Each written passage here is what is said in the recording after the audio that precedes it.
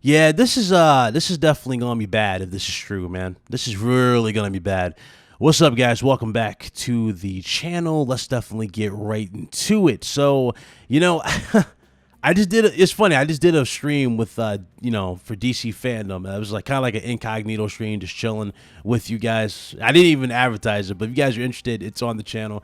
I just wanted to have a talk about the show. So, if those of you interested in talking about it, there it is. Appreciate everybody who's there. Anyway, besides that, let's get into why we're here. You guys are like, what the hell? What's going on here, right? So listen to this. An Halo insider is saying that Halo Infinite could very well be delayed to 2022. Here's the actual post right here, all right?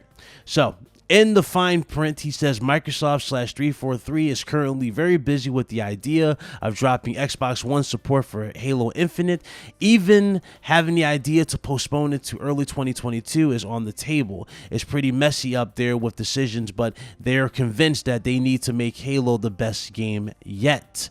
Also, keep in mind, they're saying that the current version of Halo Infinite on Xbox One S is nowhere near 1080p, even lower than 900p, and is having serious asset loading issues, such as much worse that you may have seen on the PC demo.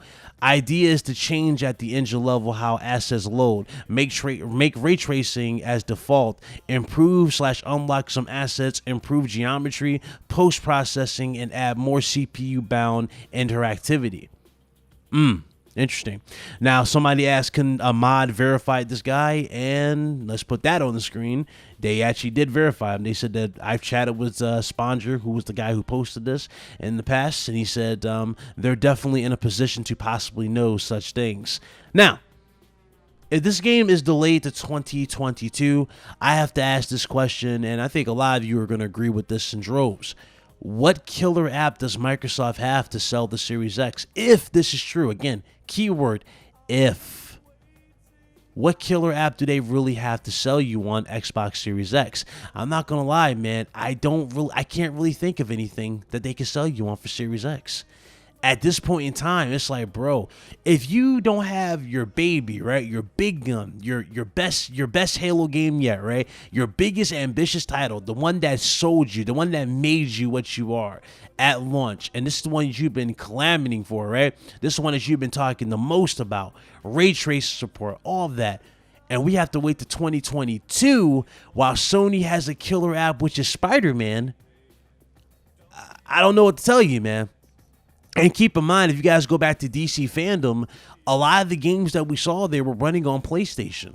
So this means that Sony is pretty much establishing themselves as the superhero console. See what I'm saying? Sony's trying to get those deals. They are pushing that very, very heavy. And keep in mind, they got the Call of Duty deal as well because, obviously Cold War, we got the tease for it, but we're going to get that gameplay very, very soon as well. So what kind of deal did Microsoft really cut? Cyberpunk's not really going to do anything. That's going to drop for current gen. Cyberpunk's not really going to do anything. Some people said that Cyberpunk being in Game Pass would be a killer app, but here's the thing. They've already debunked that. It's not going to happen.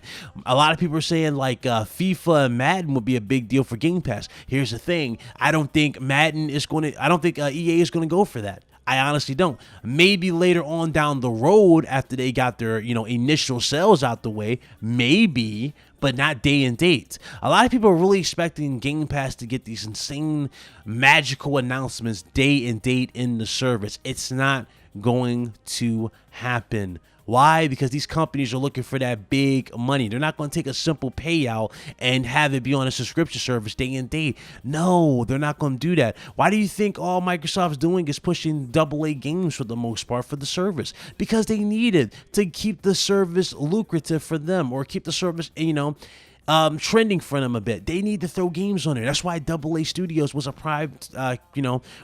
major priority for them. That's what they went for.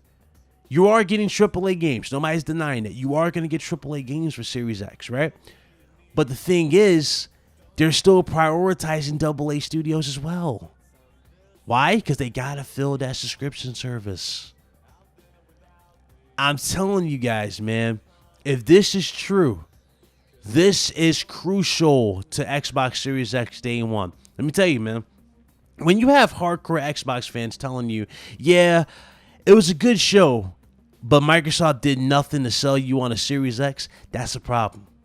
When you have Xbox-centric guys saying they're disappointed with the show, that's a problem. When you have gamers turning something that should be the standard, right? Something that should be like looked at as the new standard, something that should be like a new beginning type of moment, right? When gamers are taking that moment and making it into the biggest meme of 2020, that is a serious problem.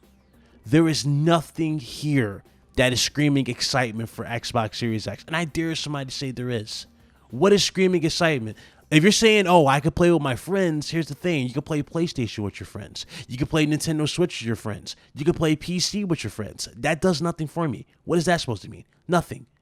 What is really exciting you for Xbox Series X? The main prominent feature, which is ray tracing, it's not on Halo Infinite day one. It's not there. It won't be there day one. And that's why they delayed it in the first place, because the ray tracing wasn't there. And the game looked like damn ashy Play-Doh. Come on, man. There are some issues here. Some massive, massive issues.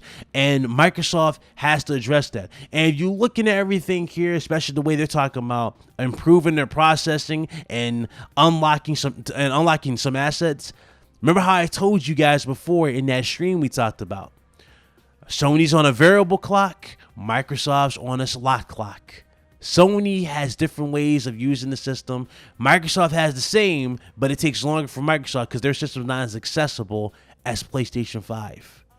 You're seeing that in this very post. So, to the people who continue to come at me saying I don't know what I'm talking about, I continue to prove you wrong with every single video. Every single video I have been on point. I think it's time for you to acknowledge that I know what I'm talking about. Okay? Let's hope this is not true. Keyword, let's hope that this is not true. Because if this is true and Microsoft doesn't have a killer app to 2022, Xbox Series X is DOA at launch. Granted, the hardcore ones are going to buy it. Those who talk the most about it are going to get it, right?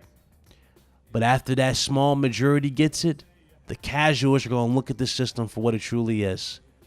An expensive box that offers nothing unless Microsoft pulls some insane deals out of the hat and has a killer app ready at launch.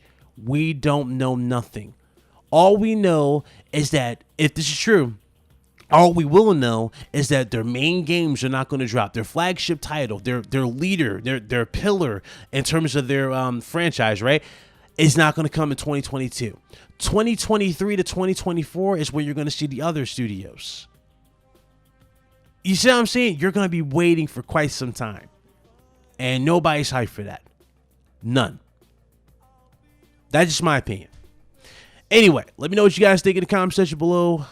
See you guys later. Thanks again for checking it out. Y'all have a good weekend. Enjoy your day. Holla at you guys later. See you guys Monday for the one-on-one with Evan Falarco from the Spidey Squad. Oh, yeah, we're going to have some fun. Talk about Spider-Man. Yes, we're going to get into spoilers. We're going to get into all that stuff. We're going to talk about storylines, all that jazz. Have fun. But until next time, catch you guys later. Deuces.